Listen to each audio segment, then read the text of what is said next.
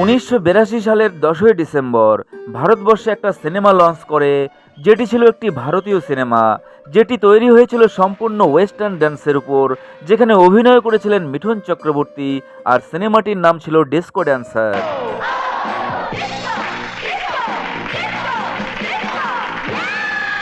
আর এই সিনেমায় মিঠুন চক্রবর্তীকে সুপারস্টার তৈরি করেছিল।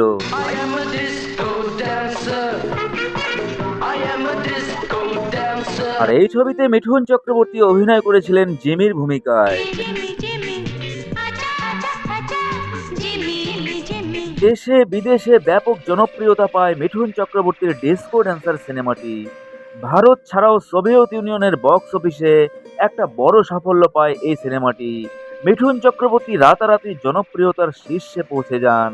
সিনেমাটি তুলে ধরে একটি তরুণ রাস্তার ড্যান্সারের গরিব থেকে ধনী হওয়ার গল্প।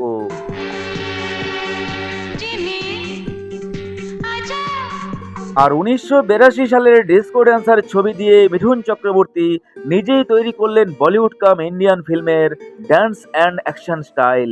নেচে উঠল গলি থেকে রাজপথ। টিভিতে ডিস্কো ড্যান্সার দেখানোর দিন বন্ধ হয়ে গেল দেশের প্রতিটা স্কুলের পঠন পাঠন। আর সেই সময়ে এই ছবিটি আয় করেছিল 100 কোটি টাকারও বেশি টাকা।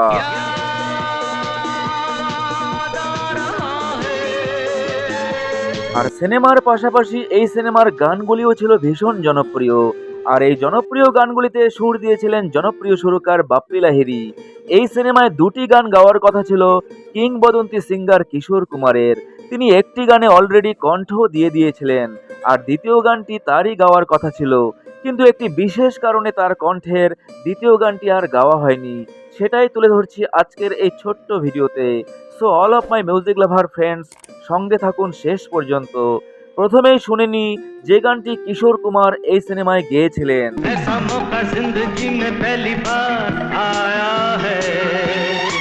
এই সিনেমায় বাপ্পি লাহিড়ীর সুরে কিশোর কুমারের কণ্ঠের এটাই ছিল প্রথম এবং একমাত্র হিট গান। এই সিনেমার জন্য কিশোর কুমারের কণ্ঠের প্রথম এই গানটি অলরেডি রেকর্ড করা হয়ে গেছিল।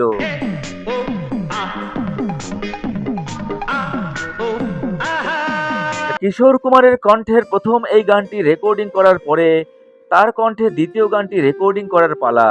যেহেতু সুরকার ছিলেন বাপ্পি লাহিড়ী, তাই বাপ্পি লাহিড়ী ঠিক করেছিলেন যে তার মামা কিশোর কুমার এসে গানটি শুনে খুব সহজেই তুলে ফেলবেন, আর রেকর্ডিংটাও খুব সহজেই হয়ে যাবে। আর তাই বাপ্পি লাহিড়ী নিজের গলাতেই সম্পূর্ণ গানটা প্রথমে ডাবিং করেন।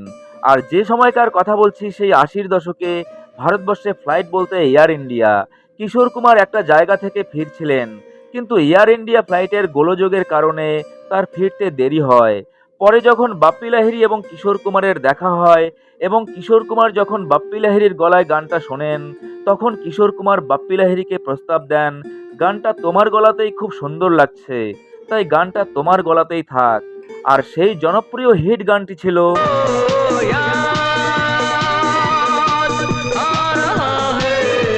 সিনেমায় বাপ্পি লাহিড়ীর কণ্ঠের এই গান পৌঁছে যায় জনপ্রিয়তার শীর্ষে।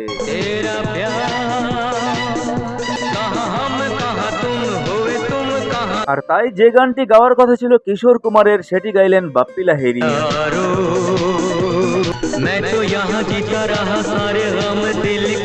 বাপ্পি লাহিড়ীর কণ্ঠে এবং তার নিজস্ব সুরে এই গান আজও ব্যাপক জনপ্রিয়। কিশোর কুমার তার কণ্ঠে যদি এই গানটি গাইতেন, তাহলে হয়তো এই গানের জৌলুসটা হতো অন্যরকম, কিন্তু কিশোর কুমারের অনুরোধেই মিঠুন চক্রবর্তীর অভিনয়ে এই সিনেমার এই গানটি করেছিলেন বাপ্পি লাহিড়ী। আজকে কিশোর কুমার এবং বাপ্পি লাহিড়ী এই দুজন কিংবদন্তি শিল্পীকেই আমরা হারিয়েছি, কিন্তু এনাদের গান, এনাদের সুর চিরকাল অমর হয়ে থাকবে।